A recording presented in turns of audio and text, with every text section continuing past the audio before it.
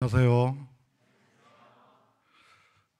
주님 은혜로 또 성도님들의 기도로 바울여정 성지순례를 잘 다녀오게 되어서 참 감사를 드립니다. 이번에 다녀오게 되면서 늘 마음속에 있었던, 우리가 그 지명에 가면 성경에 나왔던 그런 지명들이 과연 있을까? 또 그 발자취들이 우리가 보게 될 때 성경에 기록된 대로 있을까? 이런 생각을 하면서 믿었지만 현장에서 가서 보니까 성경은 사실이다 하는 것을 다시 한번 새삼스럽게 느껴지는 그런 시간이 되었습니다. 그래서 다녀온 이런 내용들을 지금부터 좀 빠르게 장을 넘기면서 말씀을 드리게 될 터인데, 여기에는 보면 사도 바울 형제님께서 그 길을 걸어가신 본질적인 길도 있고, 또 현재 우리가 가면서 여행 중에 우리 일행들이 보낸 비본질적인 내용도 조금 나옵니다. 그러니까 본질적인 내용을 놓치지 않도록 끝까지 잘 경청해 주셨으면 좋겠습니다. 8명이 함께 하게 되었습니다. 저희 교회 성도 6명, 또 침례교회 다니시는 2분의 형제자매님과 함께 가게 되었습니다. 인천공항에 쓰고요. 여정을 준비하면서 나름대로 우리가 몇 차례에 걸쳐서 성지순례에 관한 사도 바울의 그 선교 여행지에 대한 공부를 모여서 하면서 함께 떠나게 되었습니다. 사도 바울의 선교 발자취는 우리가 다 알다시피 예루살렘이나 수리아 안디옥을 통해서 1차, 2차, 3차 로마행까지 소아시아, 마게도니아, 로마로 가는 이런 여정이었죠. 조금 더 살펴보겠습니다. 1차 전도 여행은 수리아 안디옥에서 출발해서 구레네 구브로 섬에서 올라가서 루스드라 더베로 갔다가 다시 돌아오면서 아탈리아에서 배를 타고 오는, 구브로는 바나바의 고향이죠. 또 여기 가는 길에 보면 다소도 있게 되는, 이거는 사도 바울의 고향이죠. 그러니까 짧게 고향 지역으로 돌아왔다 갔다가 돌아왔다 이런 생각이 듭니다. 다음 2차입니다. 2차는 이제 육로를 통해서 올라가게 되는데, 이 드로아에서 무시아 쪽으로, 무시아 앞에서 비두니아 쪽으로 가기를 원했으나 예수의 영이 허락하지 않으므로 그때 환상 중에 마게도니아인이 건너와서 우리를 도우라 했던 그 드로아를 경유해 가지고 빌립보, 데살로니가, 아덴, 고린도 해서 배를 타고 에베소 들렸다가 이렇게 돌아오는 여정입니다. 3차입니다. 3차는 동일하게 육지를 통해서 이렇게 올라갔는데 고린도에서 배를 타고 오지 않고 예루살렘에 보내지는 연보를 가지고 돌아오는 길이었거든요. 그래서 이때 업무를 꾸미는 자들 때문에 배를 타고 오지 않고 다시 돌아서 육지로 거꾸로 오면서 밀레도에서 에베소 교회에 있는 장로들을 통해서 고별 설교를 한 이후에 배를 타고 오는 그런 여정인 것을 알 수가 있습니다. 로마행은 잘 알다시피 가이사라 감옥에서 사도 바울이 구금된 이후에 배를 타고 이제 로마로 압송하게 되는 것이죠.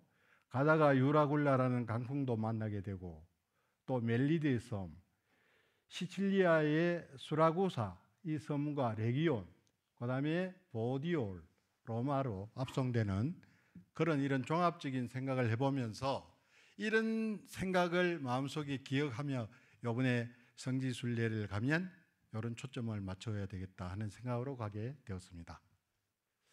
실제로 저희들은 비행기를 타고 이스탄불 공항에 내려가지고 다음날 갑바도기아로 또 비행기를 타고 갑바도기아 지역을 둘러보고 그 다음부터는 육지로 이고니온, 안디옥, 에베소, 빌립보, 아테네, 고린도에 갔다가 고린도에서 밤새 배를 타고 여기 이태리 바리 항에 도착해 가지고 폼페이, 로마로 가는 그런 여정으로 다녀오게 되었습니다. 먼저 이스탄불을 가보게 되니까 구도심에는 당시 동로마가 지배했던 그런 유물들이 많이 있죠. 아야 소피아 성당이 이게 우리가 통상 말하는 성 소피아 성당입니다. 그리고 오벨리스크, 전차하게 히드포럼 경기장 이런 것이 있고 오스만 제국의 그런 유물들도 많이 남아 있고요. 세계 최대의 그랜드 바자르 시장도 있고 제가 가보면서 특히해서 놀란 것은 교회 종탑이 하나도 없어요. 모든 곳에 모스크만 있어요. 뒤에 보면 첨탑이 달린 모스크를 보게 될 텐데 이 터키 지역에는 9,000개의 그 모스크가 있고 하루 5번 슬픈 아잔 소리가 들리는, 제가 생각할 때에는 참 슬픈 도시구나 이런 생각을 하게 되었습니다. 아야 소피아 성당이고요. 콘스탄티누스 2세 때 세워진 것인데 화재로 소실되고 또 재건되고 최종적으로는 537년에 유스티아누스 1세 때 이것이 완공됐는데 유스티아누스 1세는 솔로몬이여 내가 그대를 이겼도다 하면서 자랑스럽게 지었던 이런 아야 소피아 성당을 볼 수가 있습니다. 밖에서 기다리는 행렬이고요. 성당 내부에 보면 많이 훼손이 되어 있습니다. 본 건물 자체의 흔적들은 막 지우려고 애를 쓰고 지금 여기 보면 둥근 원판이 있죠. 이게 돌아가면서 8개가 있는데 이게 뭐냐 하면은 이슬람 창시자 모하메드 이름입니다. 그리고 그들의 칼리프, 지도자들의 이름이, 칼리프라고 하는 지도자의 이름이 쭉 서 있고 완전히 훼손된 부분이 많이 있었어요. 성당 내부에 보면 이렇고요. 화찬란합니다. 빛이. 다음입니다. 이게 2층에 있는 건데 우리가 이걸 보지 못했어요. 이 성당에서도 예수님이 나오는 것은 여기 한 곳밖에 없습니다. 이게 원본인데요. 가운데에 예수님이 계시고 왼쪽에는 마리아, 여기에는 세례요한. 세례요한이 당신의 나라가 임하면 죄를 가볍게 해주십시오 하는 의미로 데이시스는 청혼이라는 뜻인데 이 모자이크가 있어요. 그런데 다음 장에 보면 훼손된 것을 이렇게 그 옆에다가 복원을 해놓은 것을 볼 수가 있습니다. 다음 장입니다. 이것도 콘스탄티 9세가 예수님 어머니 마리아에게 예수님이 안겨져 있고 조이 여제가 옆에서 하나는 두루마리를 들고 이거는 무슨 지갑이라고 하는데 물질을 드리는 건데 이것도 청혼하는 그런 모습이죠. 다음 장입니다. 그 다음에 이게 오스만 제국이 1453년에 이 터키 지역을 다시 동로마로부터 빼앗음으로써 최대의 모스크를 건축했는데 이것이 블루 모스크입니다.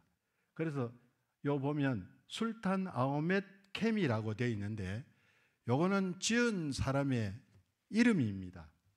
그래 앞에서 보니까 여기도 굉장한 세계 각국의 많은 사람들이 여기에서 붐비고 있어요. 다음 장입니다. 내부에는 이렇게 횡한이 비었죠. 이게 사실은 횡한이 비은 게 아니에요. 여기는 들어갈 수 없는 곳이에요. 이슬람 기도하는 자들만 들어가게 되어 있고 다음 장에 보면 이게 밖에서 금지선을 쳐놨거든요. 우리는 이렇게 바깥에서 이렇게 쳐다보고 있는 이런 모습입니다. 그 다음에 이제 그 광장에 나오게 되면 청동 노뱀, 이거 그리스 델포이 전쟁에서 승리하면서 가져온 것인데 이 청동 노뱀이 이 동로마 시대 때 각종 많은 유물들을 이 이스탄불에 갖다 놨어요. 오벨리스크도 뒤에 보면 나오는데, 이거 청동 노뱀의 머리가 3개 있었다고 하는데 술 취한 어떤 사람에 의해서 잘려가지고 하나는 대형 박물관에, 하나는 특기 박물관에, 하나는 분실됐대요. 다음 장입니다. 우리 자매님들이 이 앞에서 손을 들고 사진을 찍고 있고요. 다음 장입니다. 다음은 그랜드 바자르 시장은 동서양이 만나는 최대의 시장이거든요. 시장이 굉장히 넓습니다. 화려하고 지붕이 덮여져 있어요. 약 5,000여 개의 시장이 있는데 시장 골목골목 들어가다가 길을 놓치면 찾을 수 없는 만한 큰 시장이었습니다. 우리 일행들이 이렇게 그 앞에서 뭘 먹고 있는 그림이 있고요. 여기 이제 그 터키에서 유명한 시미트카는 빵인데 여기 아주 삽니다. 빵이 깨빵인데 그 석류 주스하고 첫날에 마시는 장면이었습니다. 그 다음에 이제 동서양을 가르는 보스포러스 해협에서 이렇게 우리가 유람선을 타면서 좌우측에, 좌측은 유럽, 오른쪽은 아시아 그 지역을 둘러보게 되었죠. 이런 배를 타고요. 그 배 위에서 이렇게 한번 찍어봤고요. 그 다음에는 이제 끝마치자마자 우리는 숙소에서 잠을 자고 갑바도기아로 이동하는데 카이세리 공항에 도착하게 되었습니다. 갑바도기아에 가보니까 정말 경관이 아주 뛰어납니다. 열기구도 타고 위에서 보고 하는 사람도 있고 뭐 이거는 막 입이 다물어지지 않을 정도로 굉장한 그러한 지형이었습니다. 갑바도기아는 성경에 2군데 나옵니다. 사도행전 2장 9절과 베드로전서 1장 1절에 이곳은 고통의 흔적이 좀 있는 곳이에요. 왜냐하면 로마의 박해 때나 오스만 제국의 박해 때에 이 지역이 처음에는 은신처가 아니었는데 사람 살기 위해서 조금씩 이렇게 파기 시작했는데 본격적으로는 은신처가 되었다는 것입니다. 자세하게 살펴보겠지만 뒤에 데린구유, 게레메, 파샤바, 우치사르 이런 것들을 볼 수가 있습니다. 게레메 야외박물관인데 이 하나의 이런 산들이 이 구멍이 다 있어요. 이 구멍이 이게 뭐냐 하면 365개가 있는데 이게 전부 다 그들이 예배 드리면서 모였던 장소예요. 그러니까 365개의 동굴교회가 있다는 겁니다. 그래서 입구에서 기다리고 있고요. 들어가 보면 이렇게 오래된 프레스코 성화가 있고요. 사람들이 여기 들어갑니다. 그 다음에 파샤바 계곡은 이 지형이 이상하게 버섯 모양으로 생긴 건데 이것이 그 스머프의 아이들 가는 이런 인형극에도 나오는 그런 배경이 된 지역이죠. 다음 장입니다. 이렇습니다. 아주 독특한 모양을 갖고 있죠. 이렇게. 이것은 예전에 전부 이런 같은 지형인데 지역마다 이제 조금씩 이름이 다르게 붙여져 있어요. 게레메, 우치사르, 그 다음에 그 아까 파샤바 이런 식으로 이름이 이제 지역은 같은 지역인데 이름이 나눠지는데 그 예전에 수도사들이 수도하면서 비둘기를 키웠다고 합니다. 이 비둘기가 바로 알을 구해가지고 그 비둘기를 알과 안에 있는 내용을 염료로 사용해가지고 아까 프레스코화를 만들 때 그때 사용했다는 것이죠. 동영상 잠깐 볼게요. 지역이 하여튼 웅장하고도 교묘하게. 동영상 찍어줄게요.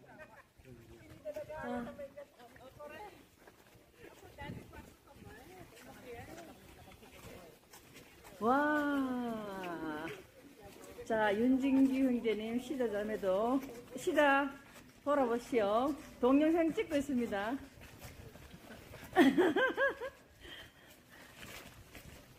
하이, 좋아. 하여튼 굉장한 지역이에요.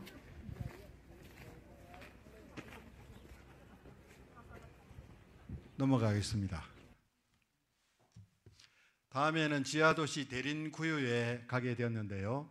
요즘은 이렇게 입구를 이렇게 확장해서 사람들이 쉽게 들어가도록 했는데, 처음에는 입구가 어딘지도 모르게 지하 위에는 다 평범한 도시인데 그 어떤 작은 구멍을 통해서 지하 도시로 내려가는데, 거기를 내려가면 어마어마하다는 겁니다. 내려가면 이 속에 구를 통해서, 저도 이 내려가면서 덩치가 크기 때문에 구부리고 막 이리 기어가야 되는데, 키 큰 사람들은 머리 박기 일쑤예요. 저도 3번이나 머리를 박았습니다. 머리를. 다음 장입니다. 이렇게 넓은 곳도 있고요. 이 안에서 이제 좀 꽤 넓은 지역도 있고요. 또 요거는 위에서 이렇게 보면 내려가는 이런 작은 통로를 통해서 내려가고 있고, 요거는 바깥에 그 예전에 공기 구멍이 있었다는 것을, 요거 이제 바깥에 있었던 걸 찍었고요. 그래서 대린구요는 깊은 우물이라는 뜻인데 지하 20층까지 되어 있고요. 지금 현재 발굴은 8층까지 되어 있는데 사람이 볼 수 있는 것은, 관람객이 볼 수 있는 4층까지 내려갈 수가 있습니다.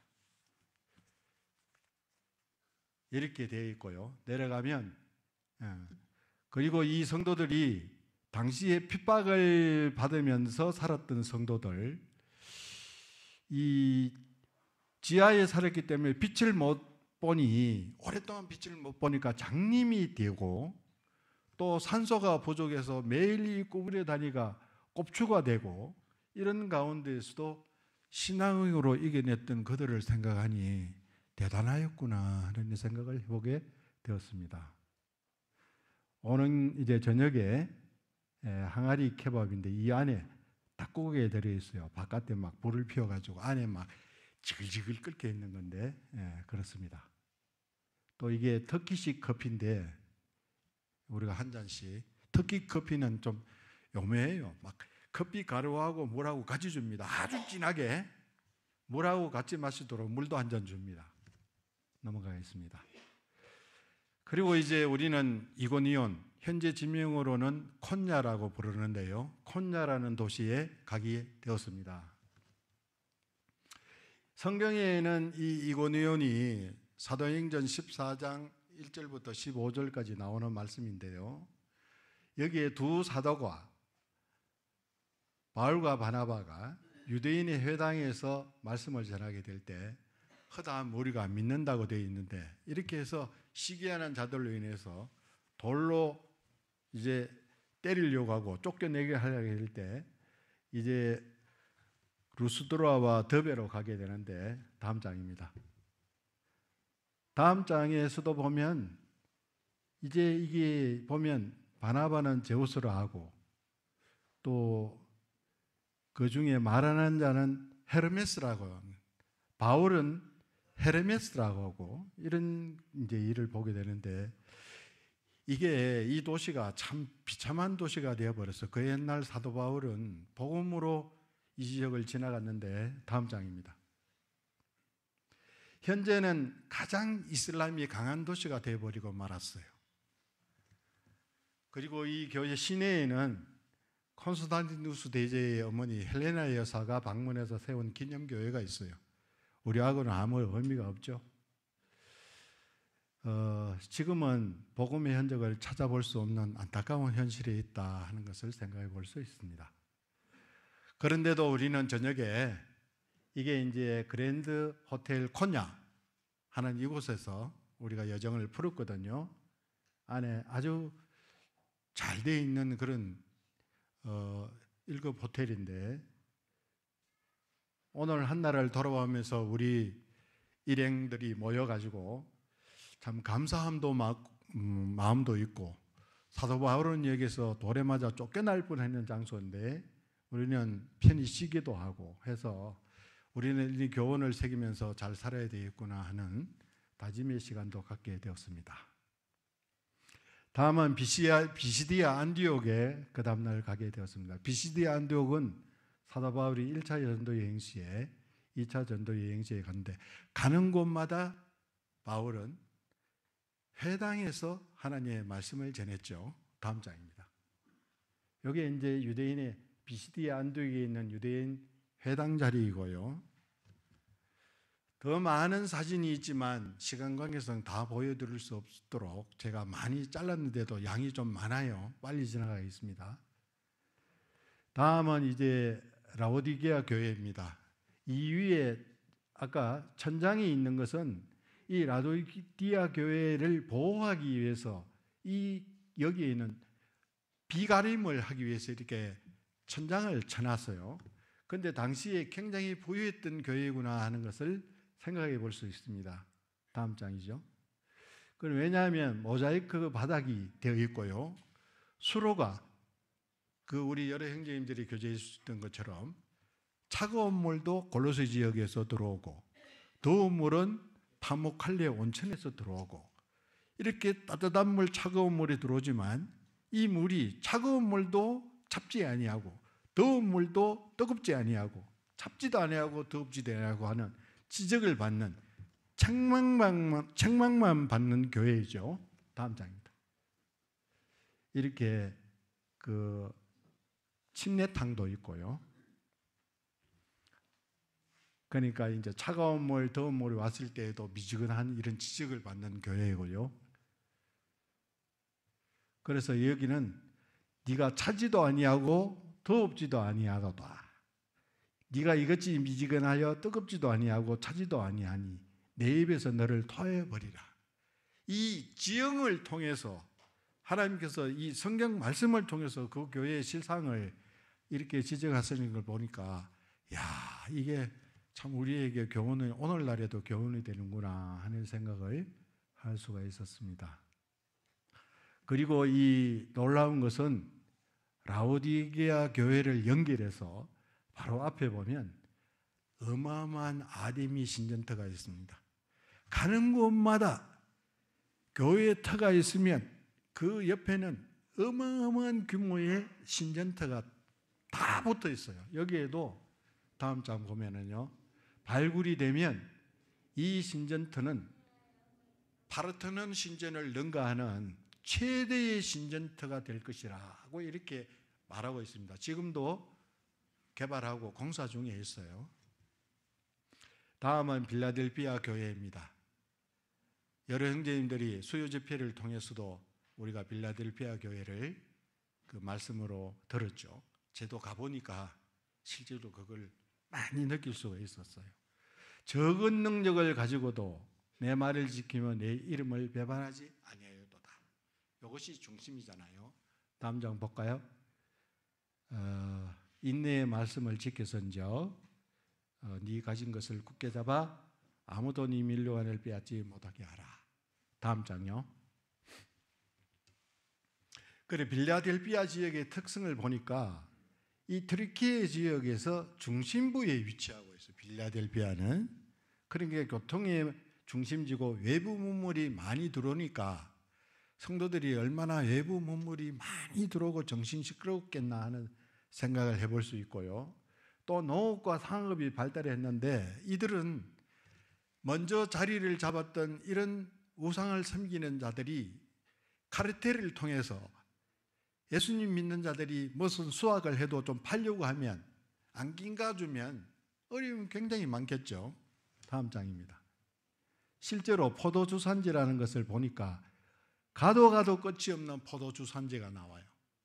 우리가 포도를 맛보기도 했지만 그래서 어떤 로타리에 보니까 이 어마어마한 크기의 포도송이가 로타리의 상징물로 이렇게 되어 있어요. 빌라델피아 교회의 상징물은 포도다 하는 것을 알 수가 있죠. 그리고 기둥을 보면 아시겠지만 엄청나게 규모가 이게 두꺼운데 이들은 AD 17년부터 지진으로 인해서 잿더미가 된 이후에도 계속 20년 주기로 계속 지진이 있었으니까 성도들이 한 곳에서 주님을 섬겨갈 수 없는 이런 위치에 있었다는 건데도 불구하고 적은 능력을 가지고도 믿음을 배반하지 아니하였도다 하는 것. 이때의 성도들을 볼 수가 있죠. 다음 장입니다. 그리고 여기에도 보니까 이게 빌라델피아 기둥을 우리가 보았는데 그 옆에 바로 붙어가지고 이게 이슬람 사원 미나렛 하는 그 첨탑이거든요. 여기에서 그들이 말하는 아잔 소리를 내는 것입니다. 뭐 웅웅 하는 소리 있죠. 그 소리가 여기에서 흘러나오는 건데 이게 바로 붙어 있는데 빌라델피아 교회 자리도 이들이 잠식을 했구나 하는 생각을 지울 수가 없습니다. 이 기둥이 이렇게 크고요. 이거는 시내 중심에 위치해 있었고요. 이렇습니다. 유물들도 있고 지금도 여기에도 보니까 계속 발굴하고 또 하고 있어요. 총 8개 중에 현재 남아있는 기둥은 3개가 남아 있었습니다. 다음은 히에라폴리스인데요. 이 도시는 기원전 160년경에 세워진 도시인데 어마어마하게 큰 규모를 가지고 있어요. 히에라폴리. 다음 장입니다. 이런 넓은 지역이 있죠. 넓은 지역. 성경에는 히에라폴리스가 골로새서에서 그 13장 13절부터 16절까지 나오는데 그러니까 이제 라오디게아에 있는 자들과 히에라폴리에 있는 자들을 위해서 많이 수고하는 것을 내가 정언하노라. 그리고 라오디게아나 골로새, 히에라폴리에는 아주 가까운 지역에 있어요. 그러니까 이 편지를 돌려가면서 읽어보라 하는 이런 내용이죠. 다음 장입니다. 히에라폴리스 유적이고요. 원형 경기장이 여기에는 도시에 가면 하나씩 있는데 여기는 얼마나 크길래 원형 경기장이 2개가 있어요. 이 원형 경기장은 주민들의 10분의 1 위치 규모로 만든다고 하거든요. 우리 어떤 자매님이 앉아 계시네요.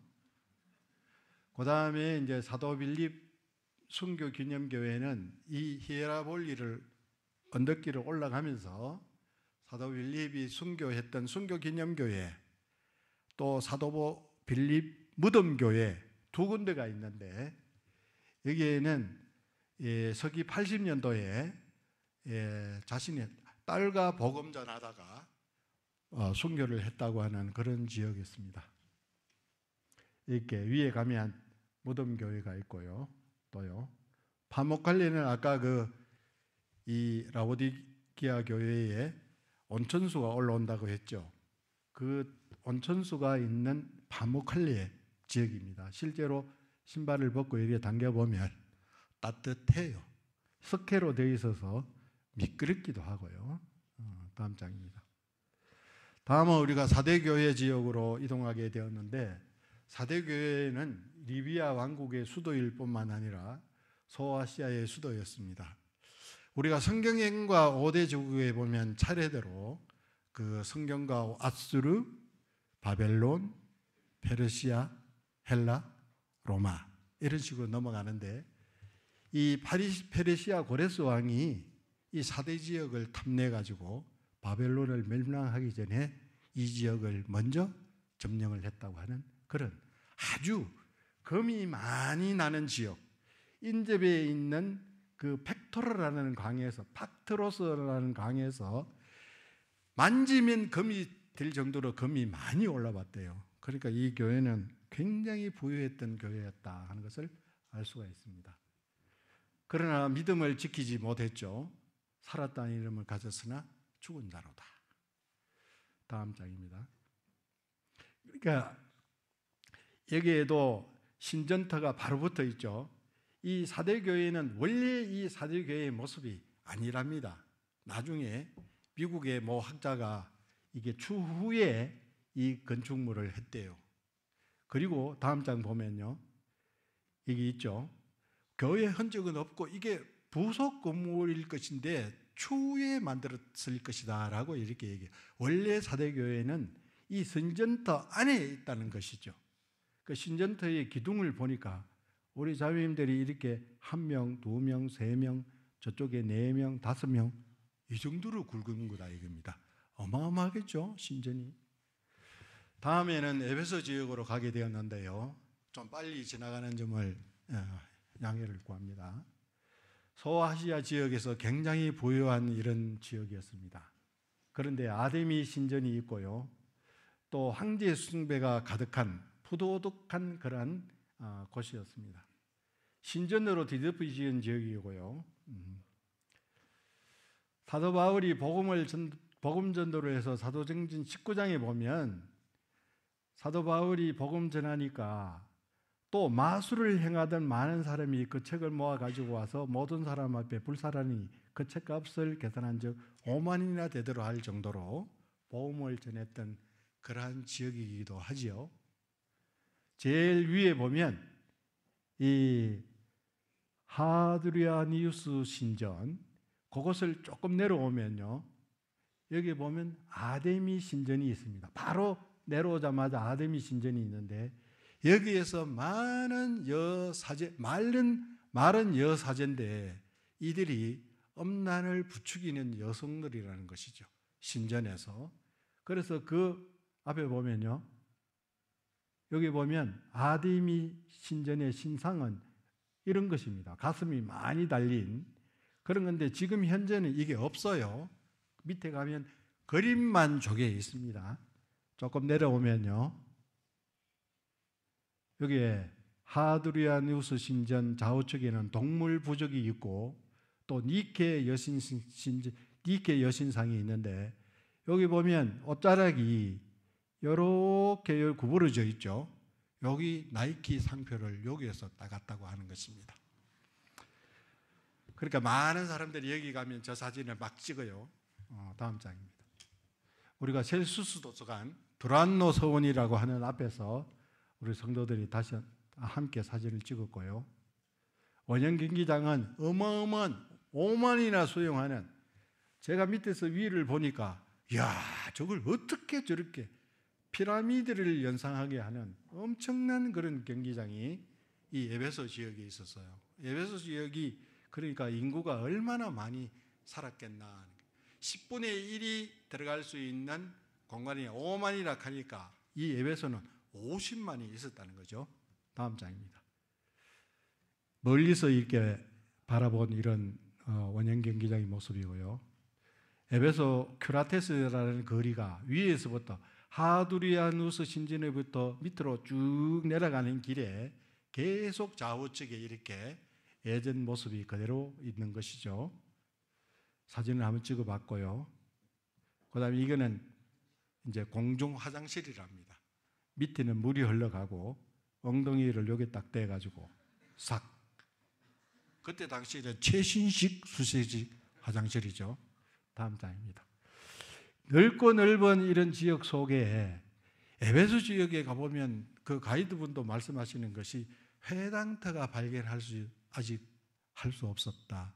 그리고 또 교회의 자리가 정확하게 어디인지는 있기는 있는데 어디인지는 잘 모르겠다 하는 이런 말씀을 들었습니다.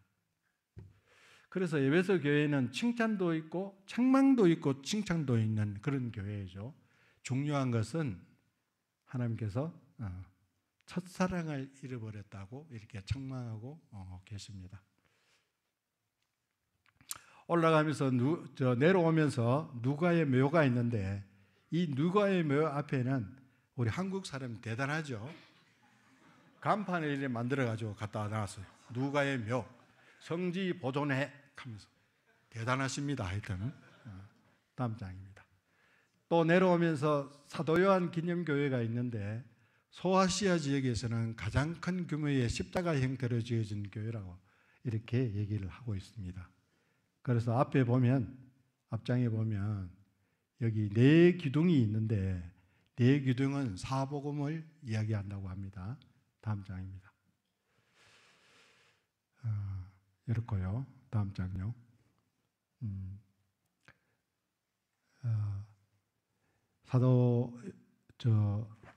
사도 바울이 떠난 후에 사도 요한은 예수님의 어머니 마리아를 모시다가 마리아가 떠난 이후에 또 사도 바울도 베드로도 다 떠나고 난 이후에 홀로 에베소 지역에 남아가지고 제자들 중에서는 자연사한 최후의 제자다. AD 100년에 95세의 일기로 세상을 떠났다고 합니다. 다음 장입니다.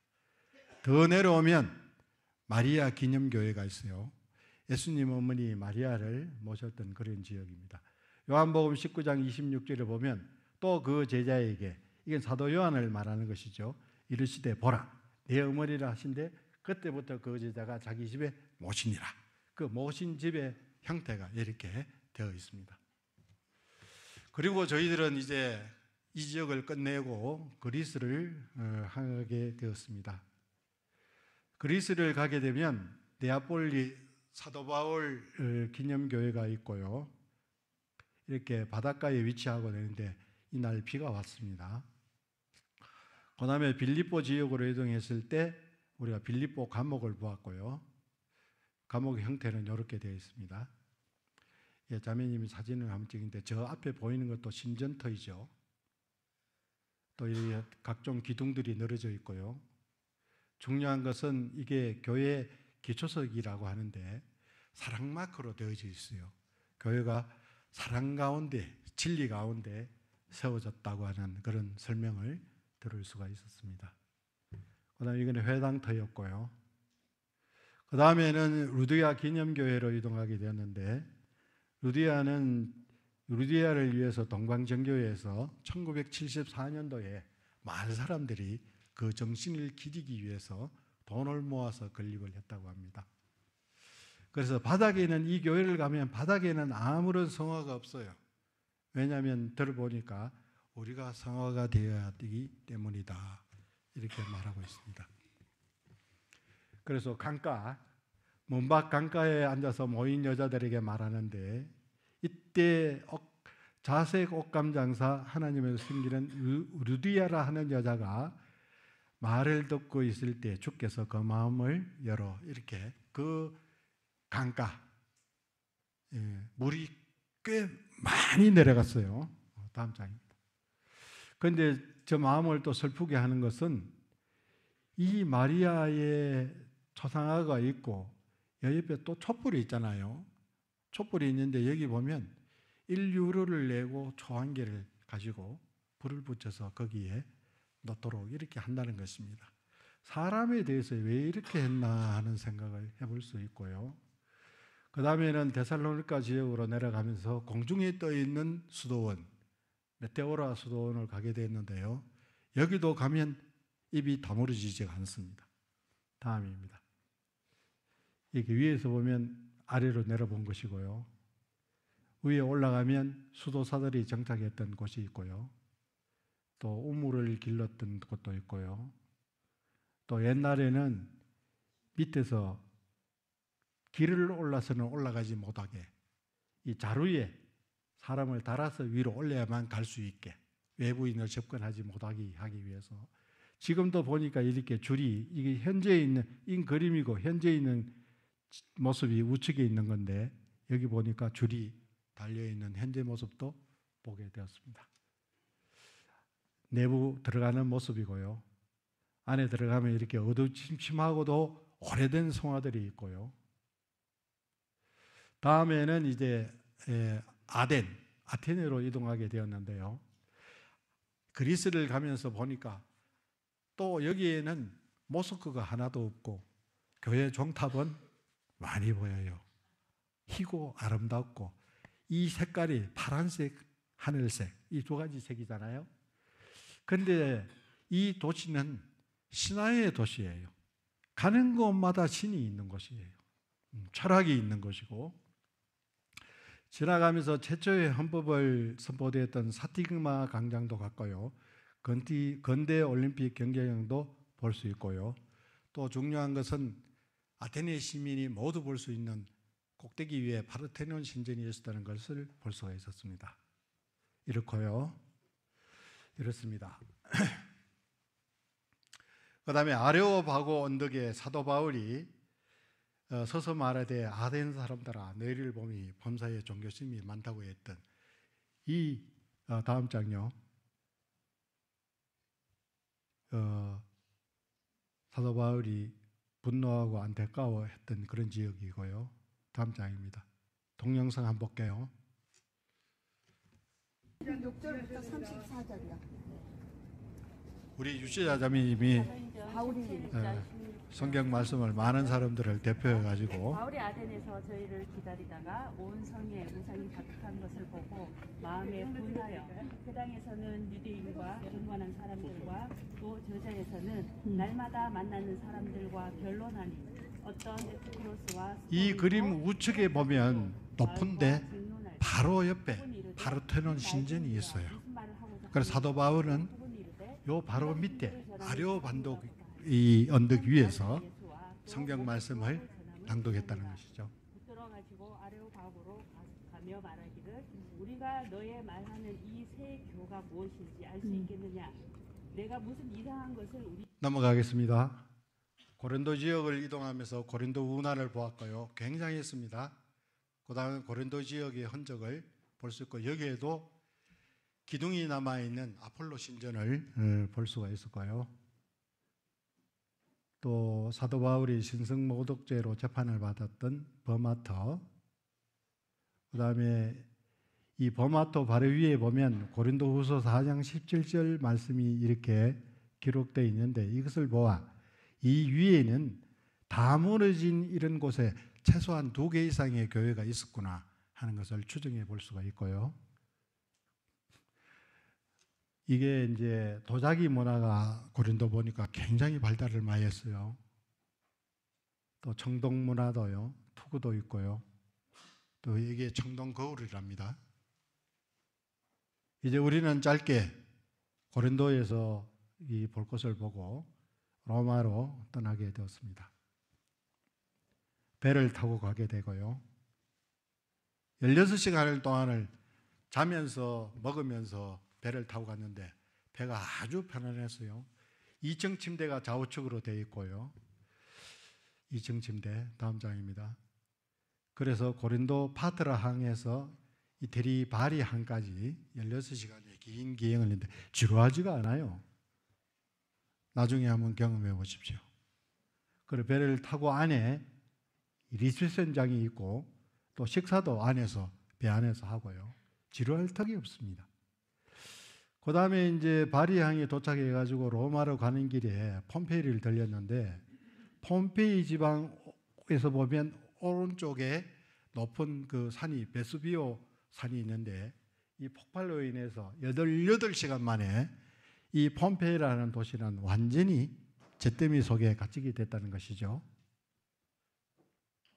이렇게 남녀가 죽기 직전까지 안간힘을 쓰고 있는 모습도 있고요. 이렇게 여러 사람이 각종 형태로 굳어버린 상태. 또 이 지역은 돌아보니까 뭐 빵공장, 생선가게, 뭐 또 뭐 여러 상점들이 쫙 많아요. 이 속에. 근데 그 속에 중요한 것은 얼마나 엄난하고 부패해 있는가를 보니까 유언가가 또 그대로 남아 있어요. 그림도 막 엄난한 그림들이 걸려져 있고요. 멸망받을 수밖에 없었구나 하는 생각을 해볼 수가 있었고요. 다음은 보치올리 항구에 사도 바울 일행이 이 보디올에 이르러서 이레를 형제들을 만나서 영접을 받고 로마를 가게 되었던 보디올. 가면 2000년 전에 사도 바울이 다녀갔다고 하는 간판이 있고요. 그 다음에 이제 바티칸 시국으로 들어가게 되는데 바티칸은 이 조그마한 이 나라가 대략 인구는 900명. 이게 교황이 있기 때문에 한 나라로 인정을 받아서 0.44 평방킬로미터, 킬로평방미터 이 지역 안에 중요한 것은 스위스 근위병이 경계를 서고 있고요. 이 안에 가보면 조그마한 그 지역 안에 중요한 건 베드로대 성당, 시스테나 성당, 바티칸 박물관 이 3개가 들어있어요. 이 안에 성 안에 들어가면 이제 아까 얘기했던 성 베드로 성당 또 시스티나 바티칸 박물관이 있는데 많은 사람들이 여기 들어가려고 구름대처럼 서 있어요. 우리가 들어갈 때 한 사람당 입장료가 84,000원 정도 했어요. 이 어마어마한 돈이 이 바티칸의 수입으로 이걸 운용하는 거예요. 또 시스드나 성당에 가보면 천장 중앙에 이 그림이 있는데 미켈란젤로의 천지창조 그림이 있죠. 이거 보려고 많은 사람들이 사진을 찍고 또 누워서도 막 아래를 보고 찍고 하는데, 창조하신 하나님께서 인간에게 다가가지만 인간에는 별로 반응이 없는 천지창조의 이 그림도 볼 수가 있었습니다. 열쇠 모양으로 새겨진 이 만들어진 베드로 대성당 위에서 보면 열쇠 모양으로 그 이제 베드로에게 내 열쇠를 주노니 이렇게 얘기했기 때문에 앞에 베드로 광장, 베드로 성당 광장의 분수고요. 다음 장요. 또 오른쪽에 들어가 보면 입구 들어가자마자 오른쪽에 보면 예수님 어머니 마리아가 축 늘어진 예수님을 안고 있는 처근히 여기는 모습으로 피에타상이 있어요. 이것만 예수님이 나옵니다. 그리고 난 뒤에 베드로 대성당에 가보면 예수님 흔적은 없어요. 마음이 아프죠. 안에 들어가면 이 전면에 웅장한 이런 전면인데 전면 좌우측에 4개의 그 그림이 있어요. 조각상이 있는데 이게 베드로의 동생 그 안드레, 그 다음에 예수님 십자가에 올라가실 때 손수건으로 땀을 닦아주었다고 하는 베로니카, 그 다음에 이게 헬레나 여사, 그 다음에 예수님을 옆구리로 창을 찌른 백부장 롱기누스 이름이 밑에 다 주기가 들어가 있어요. 이게 무슨 이 성당 정면에 이게 나타나야 되나 참 마음이 아팠습니다. 그 다음에 내려가는 길에 쭉 내려가면 콜로세움 경기장이 나오는데 이게 사진으로 볼 때는 요거 뭐 조만하구나 이렇게 하는데 어마어마하게 큽니다. 콜로세움 5만 5천을 수용하는 원형 경기장이고요. 이제 정리를 해가면서 사도 바울의 마지막 발걸음을 한번 보겠습니다. 사도 바울은 아까 보디올에서 형제들을 만나 1회를 머물다가 전송을 받고 로마로 들어가게 되는데 로마에 압송될 때 살았던 상파울로 알라 에골라 성당, 지금 현재 있는 이 성당인데 이 성당 지하에 있던 집이 당시에 머물렀던 이태를 머물렀다고 하는 그 2년을 머물렀다고 하는 셋집입니다. 그런데 요거는 우리가 문이 닫혀 있어서 가보지를 못했어요. 가이드의 설명만 듣게 되었는데 요 전장 한번 보여주세요. 여기에서 옥중서신 4권을 에벨골빌 잘 아시죠? 제목만 보면 요 옥중서신 4권을 기록했다고 합니다. 그리고 이제 그 이후에 62년에 사도 바울이 잠시 풀려났다가 66년까지 다시 마게도니아 지역이나 에베소 지역 일대를 복음을 전했을 것이다 하는 설도 있고요. 또 아니다, 그가 스바다로 가기를 원했기 때문에 오늘날의 스페인도 다녀왔을 것이다 하는 이런 설도 있습니다. 정확히는 알 수가 없었지만 그 이후에 아까 60년, 62년에 셋집에서 좀 자유롭게 감금이 되었을 당시는 그랬는데 그 다음에 66년에는 네로 황제 때에 다시 체포되어서 여기 마메로띠움 카르니 건물 여기에서 구금이 되었다는 것이죠. 이 건물은 우리가 보게 되었습니다. 그 다음에 이것은 이제 참수를 당했던 교회 입구에서 찍었던 사진인데요. 어떤 수도자가 이것은 거룩한 곳이니 하라 이런 그림이 있고 보게 되었습니다. 당시에 걸었던 옛길이 그 천상의 계단 교회 앞에 예전에 당시에 있었던 옛길을 이렇게 있었죠. 그 가에 철망을 쳐놓고 그 다음에 직전 갖췄던 천국의 계단 교회입니다. 이 교회 지하에서 구금되어 있을 때 이런 창구를 통해서 지하 창구를 통해서 밥을 넣어주고 이렇게 했다는 것입니다. 그 다음에 거기 천국의 계단교회, 그러니까 스칼라 꼴렐리 가는 교회에 일시 구금되어 있다가 다음에 세분수 교회에 와서 여기에서 실제로 참수를 당하시는데, 이게 이제 떠리 폰단에 가는 교회인데, 떠리는 세계를 말하는 거고요, 폰단에 가는 것은 분수를 말하는 거래요. 떠리 폰단의 교회, 여기가 최종적으로 그 참수를 당했던 그런 교회였습니다.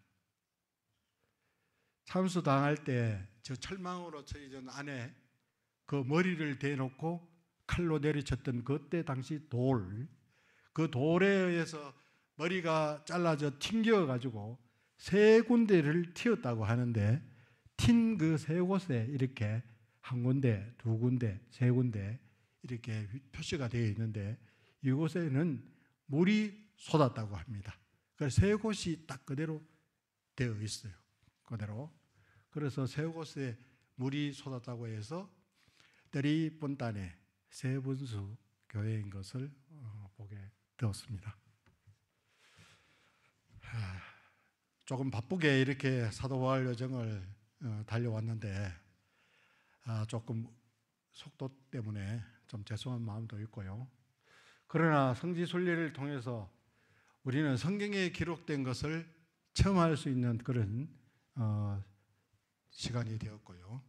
빌립보에 있는 말씀처럼 사도 바울은 부르신 부름의 상을 위해서 달려간다고 하는 그의 열정을 보게 되었습니다. 사도행전은 28장에서 끝났지만 이제 더 이어서 서가야 될 행전은 우리의 몫이라는 것을 기억하게 됩니다. 이상으로 마치겠습니다. 감사합니다.